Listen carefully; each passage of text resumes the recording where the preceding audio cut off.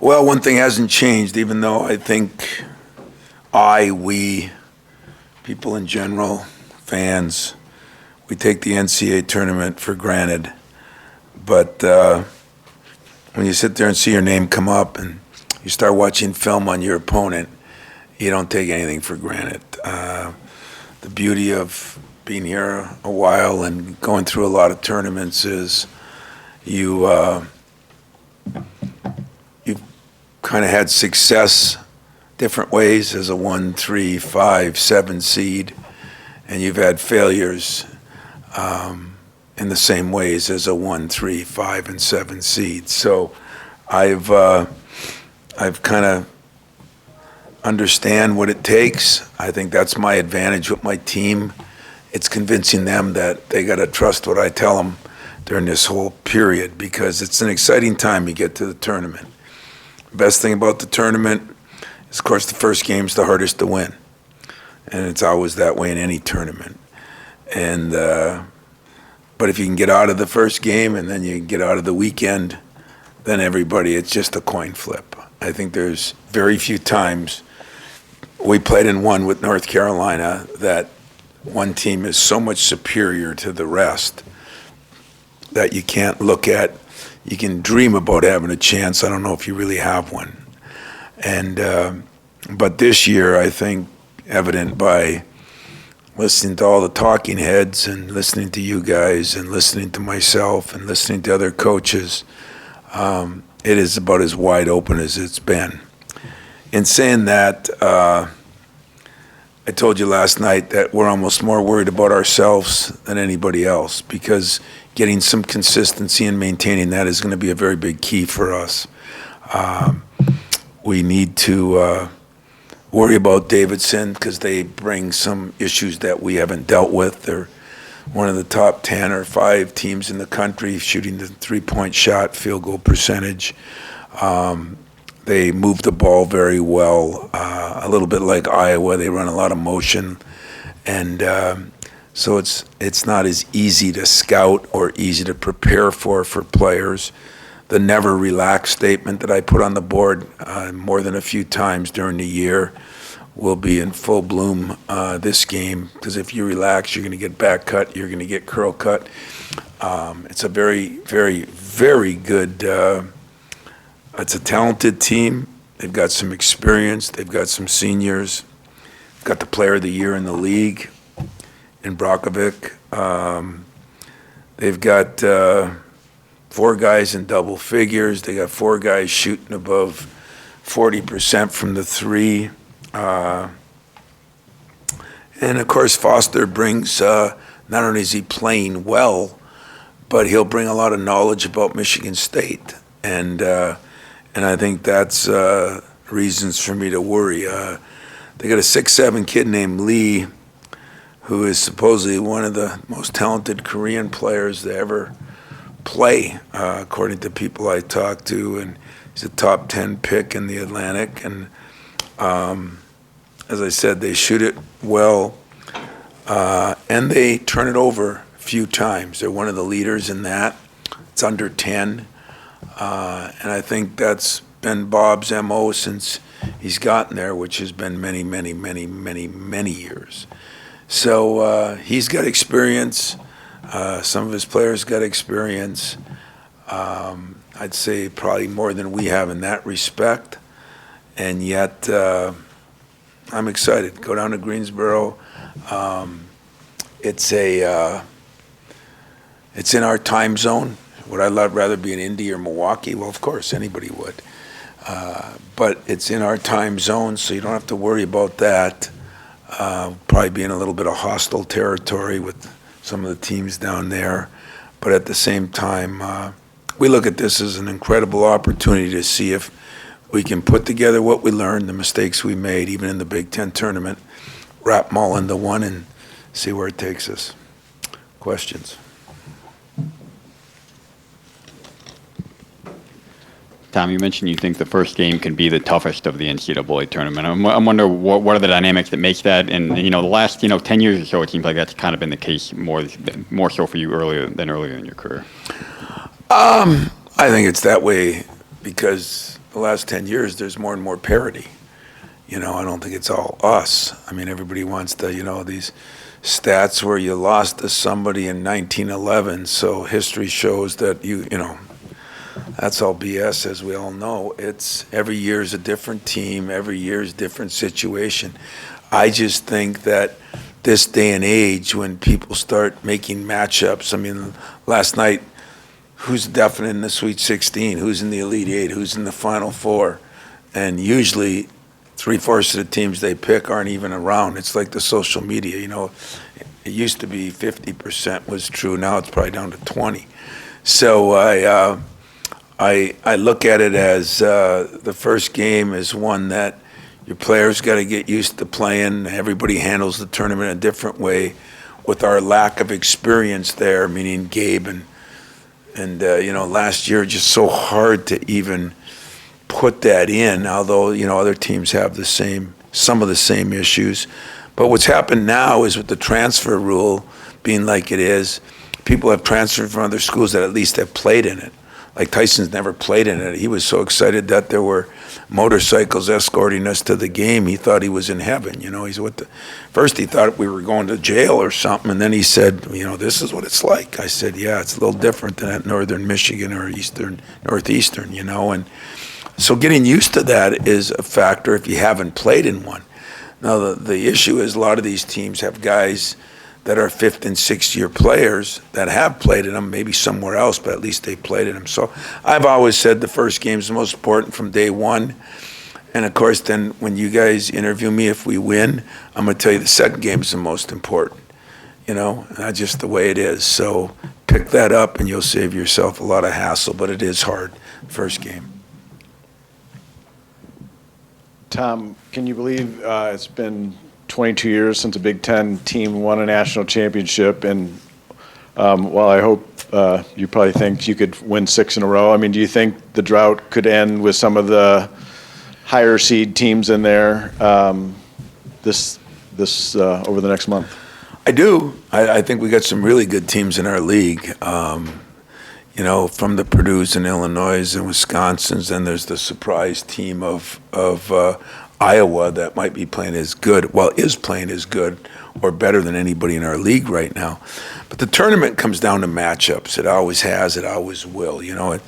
It's not necessary the best team wins. It's some of the matchups along the way.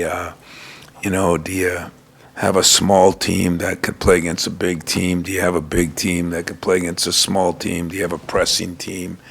There's so many different facets of it that I just think right now we have a lot of teams in, 9 teams in.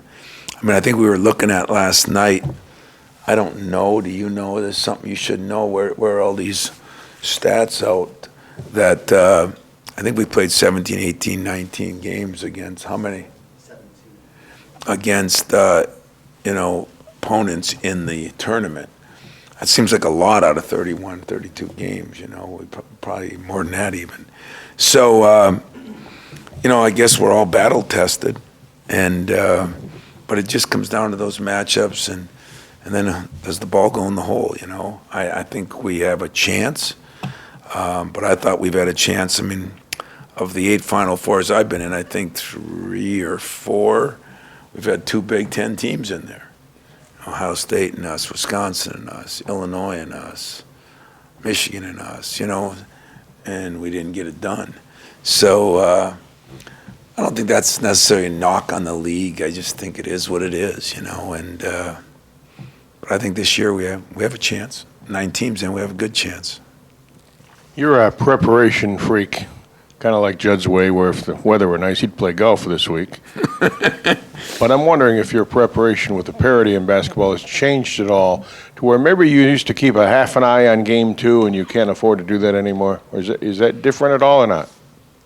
No, of all people, I mean, I did learn that my first Final Four, that after the game I listened to I've watched carefully as I think it was Duke played Connecticut, and I think it was Mike that coined the phrase that I stole. I mean, we steal everything, and that's it. You got to try to win the weekend.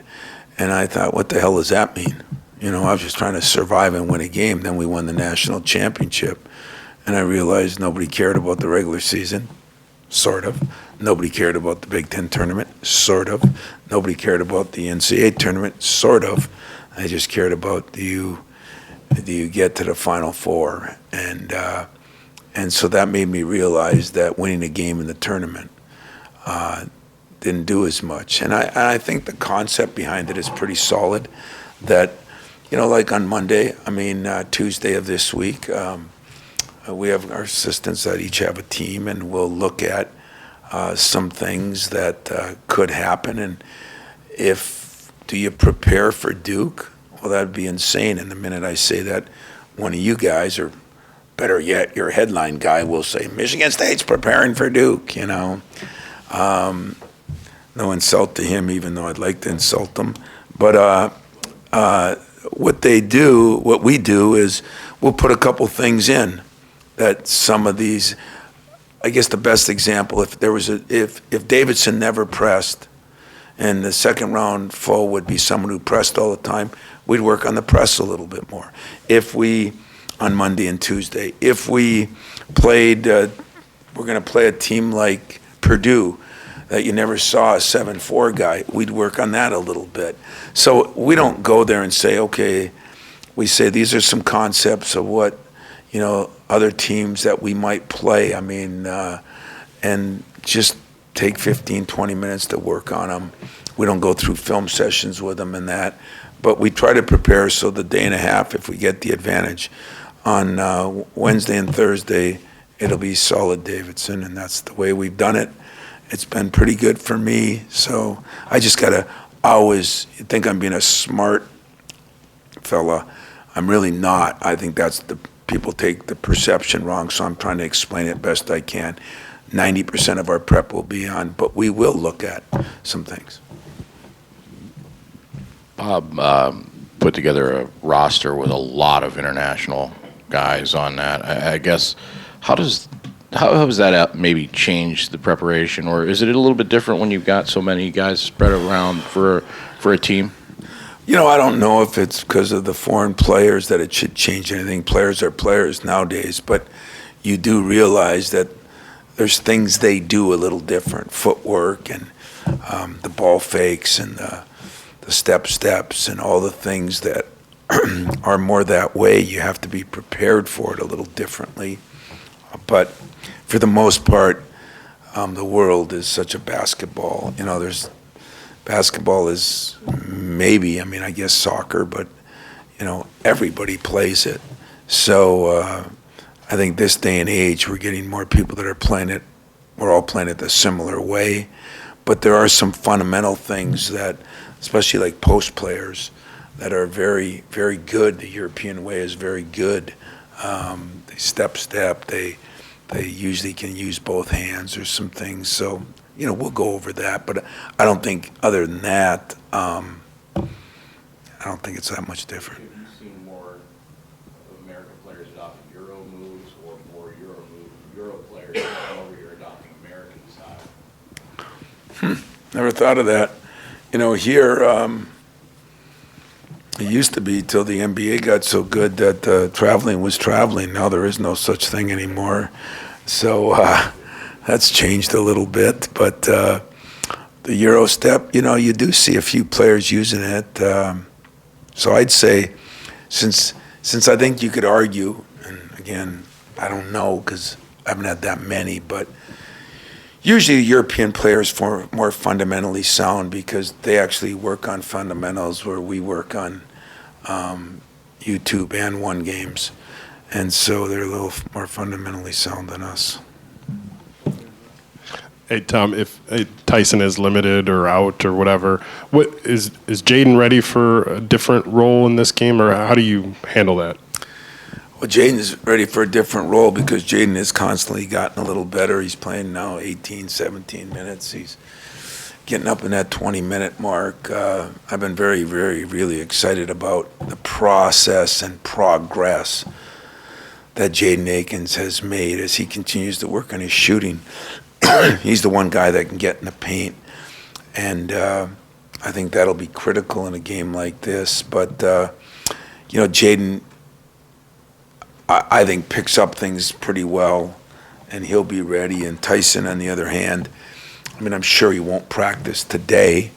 Then beyond today, it's a coin flip. I mean, it's not like that thing's all swollen up. As I said, the swelling's gone down. It was a pretty good sprain. I've never been one for secrets. So Shazam, Mr. Headline writers, give your guys some credit. He won't practice today. And I don't blame you if you think I'm a smart aleck on it, but been through as much as I've been through with that crap. I don't blame me either. So, that being said, I think and hope that Tyson will be able to play.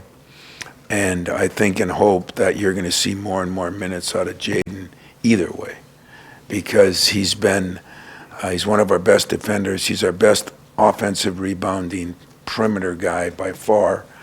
And he's just kind of stayed under the radar and slowly made his name. I just love what he's done and how he is and how he works.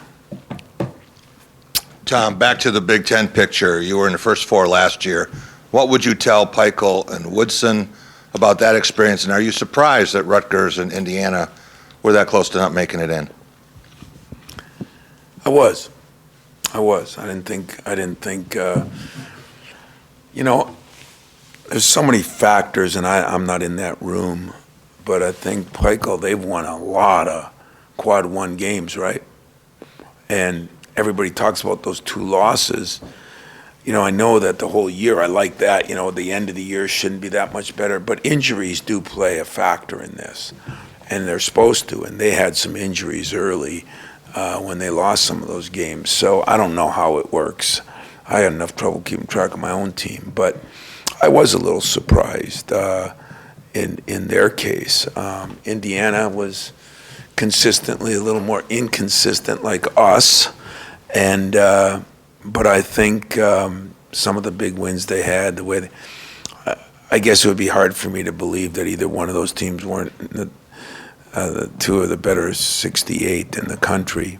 And but that play-in game, what would I tell them? Cut out at the free throw line. I tell them that. And if you get a 13-point lead, find a way to win the damn game. I tell them that. I probably will tell them that. I'll call them today just so you guys reminded me. But I think it's, when you get there, it's no different. The playing game is no different. You're part of the NCAA tournament. You get a chance to advance. Ask, who was it that VCU with, what's his name at Marquette? Shaka. And he did a hell of a job then, and he's done a hell of a job at Marquette this year. But Shaka did, so nobody cared. UCLA, nobody cared that they were the play-in game. They're playing in a Final Four, and so was Shaka. So maybe you should look at the glass half full, which I always do. And it'll be good luck for Rutgers or for Indiana. Last year, when they matched you and UCLA, people said, oh, that's the TV game. Mm-hmm. Now there's one with Big Ten and Notre Dame. Do you think that enters into this? Do you? I think it's always all about the money. So you answered your own question. You don't? I'm saying I went through the mock selection thing one year. We followed it exactly by the rules. And when we got a bracket, there was like 5, 6 things where like people would say you manufactured that. I'm not saying they don't, but you get them anyway. So you're going to have to try. the middle? Huh? You're going to play the middle? Typical media guy. Yeah. It's a good thing you're true. You're true to form. Okay, all right, let's go. Follow it perfectly and still get those. It's all about the money. Those are some weird matchups, though, when you talk about those teams. When the other play-ins are completely opposite, it makes you, but I don't know. Maybe not. I'm not privy to that, really don't care about that.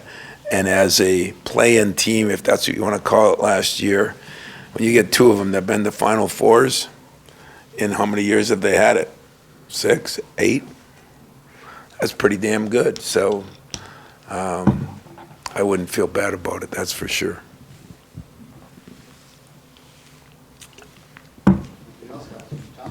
Do you have any coaching buddies you lean on for Davidson, A10 or wherever?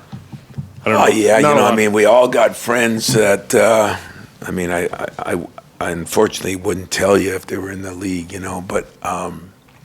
but we have assistants at places that we know. We have, I mean, as they do. I mean, Bob's been in it longer than I have, so I'm sure he's got a lot of good friends in the Big Ten.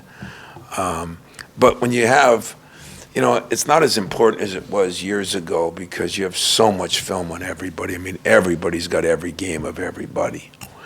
And so it just takes a little more work. And maybe if you had a friend that played against them twice or something, you'd validate what you're thinking. But I don't think there's many secrets out there. I really don't. So that wouldn't be our first, second, or third line of defense on this. Tom, you mentioned yesterday him being a guy who's had opportunities to leave and stayed. You're a guy who's had those things. And is there a kinship in that with coaches who have been at a place that combined more than 70 years? Not to make you. Damn. Jeez. I tell you what I think of you right now, Graham, if we weren't on public. But you know what? I as I told you, I don't know Bob real well.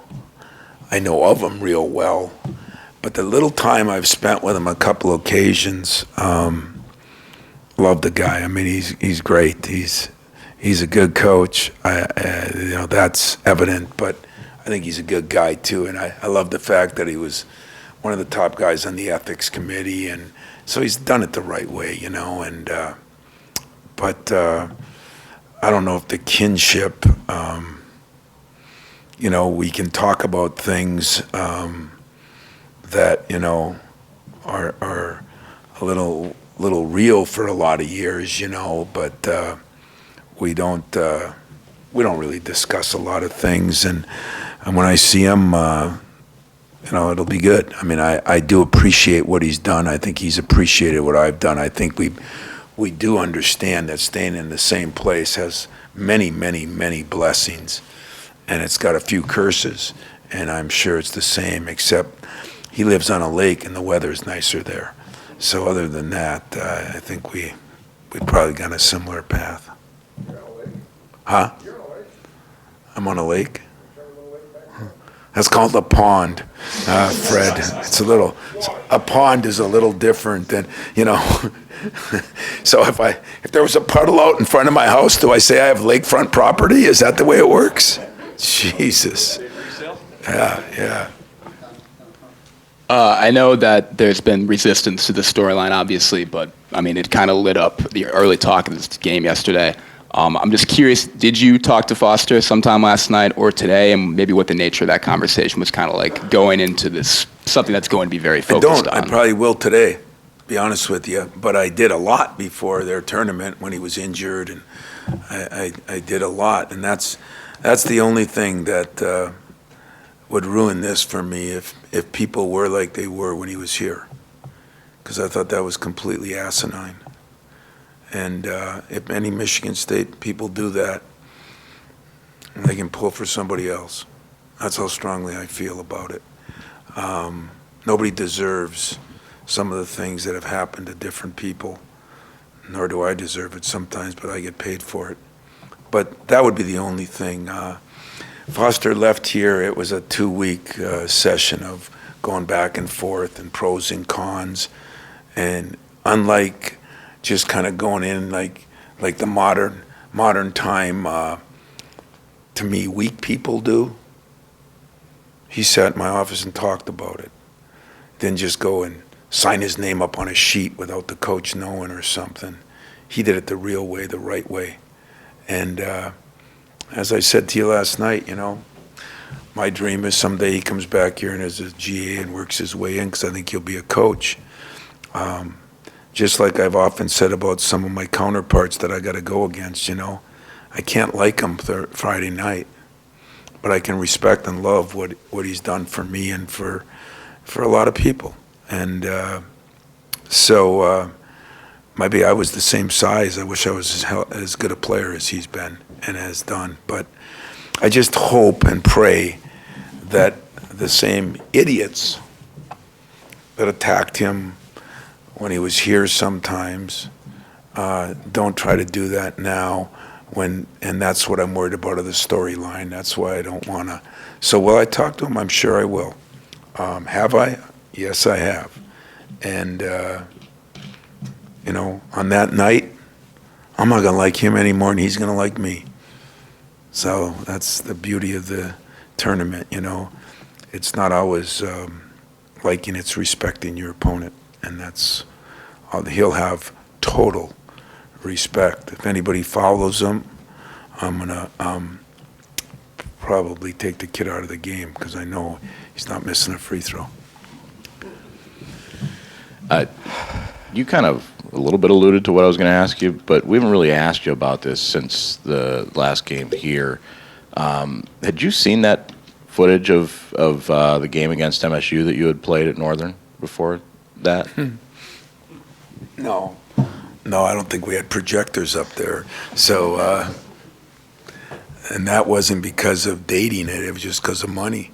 I never saw that. I was a little mad because when I first met Mike, he had the giant afro. He had the one out to here, and God, that thing was all trimmed up. I was disappointed in that, but just shows you, as I said all along, fat ties, skinny ties, long skirts, short skirts, bell bottoms, straight legs.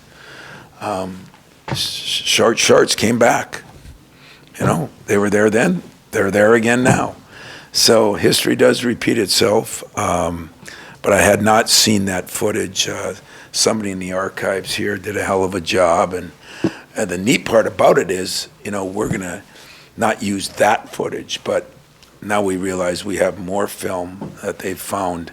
So when we have our reunions and get those guys coming back from the 40s and 50s and 60s and 70s, and I met the guy, he told me they've got more than they even thought. So that'll be cool to have for our former players, not for me and Mike. But it brought back good memories seeing Gus. My buddy Mariucci happened to be in that weekend, and he had a big students section that was the Italian Army, and it was all that, and the place was packed. But think about Gus. Think about Gus in the middle of the winter going to northern Michigan and playing us, and snowing so bad they couldn't land at the airport, so they had to land at K.I. Sawyer, which was the air base that had all the B-52 bombers. And to land there is, you go up there on a private plane now, which I've done a couple times, and it's like landing a BB on a 4-lane highway. It's so big, and he went through all that, and Gregory Kelser, and it's kind of fun to talk to Benny White, talk to the guys that actually were up there. They thought they were in Siberia, and so it was good. But that broke the ice a little bit for all the stress that goes on. We did get to laugh as they took my team up there. I didn't know what it was about. We showed it on the big screen, and Garland and I laughed. So it was good to laugh at yourself once in a while. Do they call you Tommy anymore? Yeah, there's a few people that call me Tommy. Not many people call me Tom or Tommy. They've got other letter words now that they use that are a lot better. That was the one thing I wanted to ask you was about sharing that with the team, because it seemed like that was maybe a special moment for you, just kind of the reaction. Well, I didn't even know. I had no idea what it was. Then nobody told me either, and the guy from Archives was there. And so he, when I say we shared it with the team, as they laughed at us, I just said to them, the beauty of this is we have a lot more film on you than you have on us, and we laugh at you all the time and swear at you and do everything else. So you can laugh at us, but let me tell you something, feelings mutual. So it was a great love affair that day with me and the players and Mike. Tom, I know in Indy you didn't want to make too much out of AJ's game against Purdue, but I am curious about what you see in him long-term potential as a leader. It seems like from the outside maybe he has some of those traits where he could develop into that guy that you have said that you don't really have right now. Well, we think he can. That's why we recruited him. I was disappointed in maybe the length of time it's taken, but I don't define one or two times as getting over the hump, but there is defining moments in everybody's career. Whether it be, I still look back at mine and I say, John Chaney might have saved my career, Seth Greenberg might have saved my career. And that was all in those first year or two when we went down and played Seth and we won a game. It was against South Florida. Who cares, right? But they were a tough team. It kind of led us to go to Purdue and winning. John Chaney telling me about scheduling and what I should do there. And so there's defining moments in everybody's life or everybody's career. Can one game be a defining moment?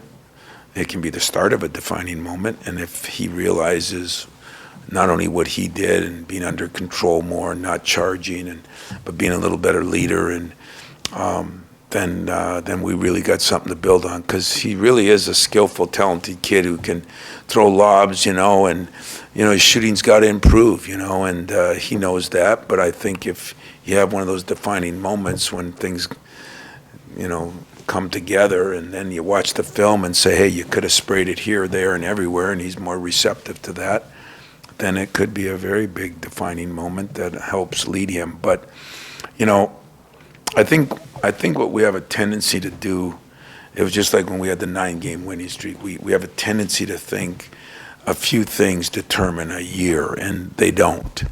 And in AJ, I'm excited because I think he's made some progress. But, me, I'm not canonizing anybody until it's 21 days straight of it, as the world says. As a leader, though, does he have that personality? You think not even basketball? He's got great leadership qualities, because what AJ is, to be a leader, you have to have some toughness, both mental and physical, if you ask me. And most of my leaders that have been, well, the two toughest guys on my team are probably him and probably Julius. And mentally tough means that you have faith in what you can do, you have confidence in what you can do, sometimes too much confidence before it's been warranted. And I've told AJ, I think that's been something, you can't be great without being cocky. And if you're too cocky before you get to be great, that can be a detriment. It goes both ways. I'm really pleased by the progress he's made this year. I think last year we lost some opportunities, and so that's the way I look at this thing. He's gotten better. He's lost some weight. He's in better shape. All the things that he had to do from last year, he's done a lot of them. Now keep working on your shooting, get in the gym more, But if I looked at the process that I always talk about, that I complain to you guys that we canonize people too early. If I looked at where Draymond was in his process, if I looked at where Xavier was in his process, I look at where Denzel was in his process, Morris Peterson was in his process. AJ's ahead of some of them. It's just that the need was a little more warranted in the position. The position, is, I talk to Mel about it all the time. That position mandates a little bit more than the other positions. He has the skill. He has the feel for the game. He has the toughness. It's now getting a few of those other things around him together, leading people by being able to talk to people and not do this. That's going to be the next major step for him. But I am excited for him. I had a long meeting with him last night because we have no idea on the status of Tyson right now and how we're going to have to help other guys that could play the position that night if it doesn't work out. And he was great. So, yeah, he's making progress. He really is. This is a little off topic. You talk about doing things the right way, and I wonder, we saw Bruce Weber there in his post game the other night, pretty emotional. It's just a message. I assume you've talked to him, but your thoughts on just sort of Yeah, how that ironically, went and sort of the reaction to it too. Ironically, Bruce, I think, was on that same ethics committee with John Beeline and of course Bob McKillop. I mean, those guys to me are some of the rocks of our profession, and you know, Bruce has been through it all. You know, he is a good friend. I think we became good friends because he survived Gene and I survived Judd. So we became good friends for that reason. I talked to Gene about it after our Wisconsin game and before our Purdue game, and I have talked to Bruce more than a couple times. But yeah, I thought his press conference was spot on. I thought he said what a lot of people like to say, but don't say, and I give him a lot of credit for that. I think he told it like it is. I think 90% of the people know what's happening. 65% of them don't want to talk about it, and I understand. I'm include me in some of that, but what Bruce did is he didn't call out any one individual. He called out the system, the situation, and hard to argue with the things you know and the time it takes. And I felt for Bruce. I know this. Played against him at Illinois. Played against him in the NCAA tournament. He's a hell of a in the Big Ten tournament. He's a hell of a coach, and hopefully he'll get something beyond that. I told him I wouldn't retire if I was him. He's got too much he still wants to prove, and he's too good for the game. And that's the same thing I told John Beeline. And I thought maybe he'd get back in. You never know. But it was all good. It was all good, and he'll survive. He's a survivor. Tom, following up on that, could he be somebody's Phil Martelli? Love Phil Martelli too. I hate when I like my enemy. Hate it. Absolutely hate it. But I do like Phil a lot. I think Phil Martelli's another guy that was on all those boards. He's the class of the class. I mean, he just if you know him, he speaks his mind, but he does it in such a good way. And I could see Phil Martelli getting another job. You know, it just depends. You know, we are like everything else in the world. What's the hot topic now? You know, is it go to the young guys? Is it go to the older guys? Is it do this? Is it do that? It changes like the sun. You know, if you have success, like somebody asked me, how hard are you going to practice? Well, I'm going to practice my butt off this week. And if we're tired on Friday, I'm doing it my way, you know, and next time maybe I'd do it different. It all comes down to what you have success at. But I think Phil Martelli, the Bruce Webers, those guys, I mean, I look at what they accomplished, where they were at. I mean, I hate to say it, but St. Joe's they were on the map. And, you know, that hasn't been that way since he left. So I think there's some very good coaches that, you know, we get tired of. You're all going to get tired of me. That's the way it works. But do you think Bruce is done, or could he fill that role? Oh, could he with the fill that program role? and be a? Could he be an assistant again? Yeah. I think Bruce could, because Bruce, like Judd always would say, I do this job for nothing. Well, the problems we have now, I'm not sure I would. You know what goes on now, but I think Phil Martelli was in that mold, and I think Bruce Weber could be in that mold. I mean, he loves the game.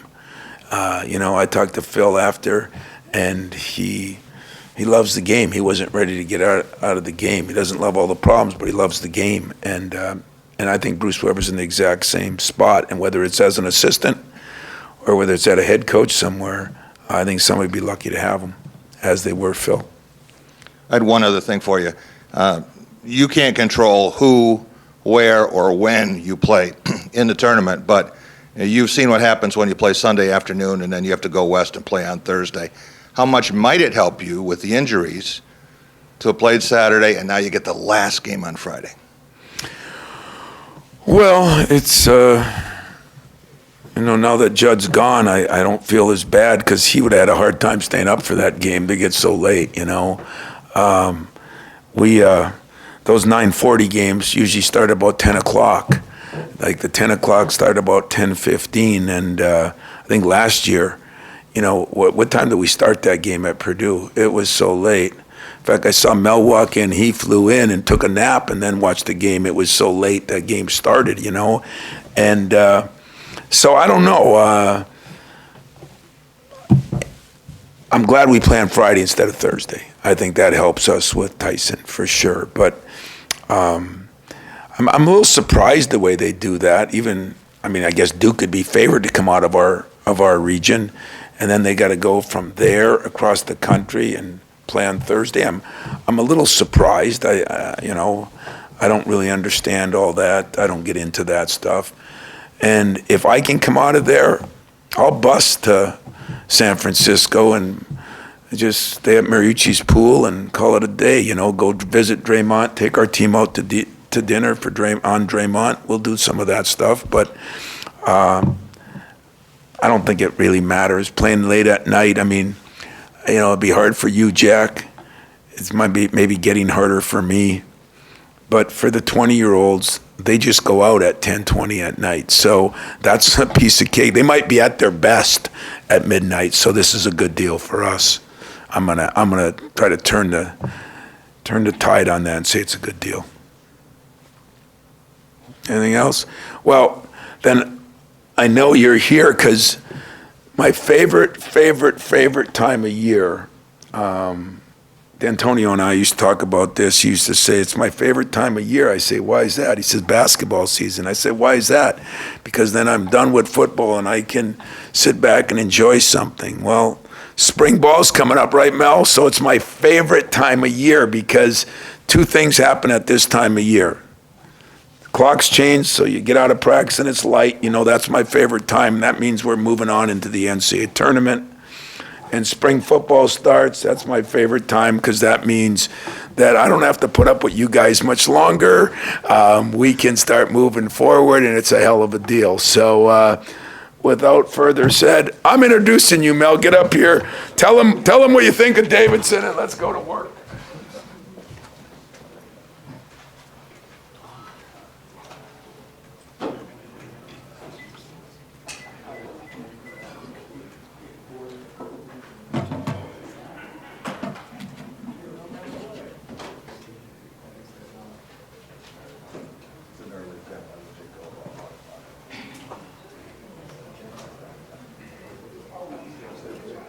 How you doing?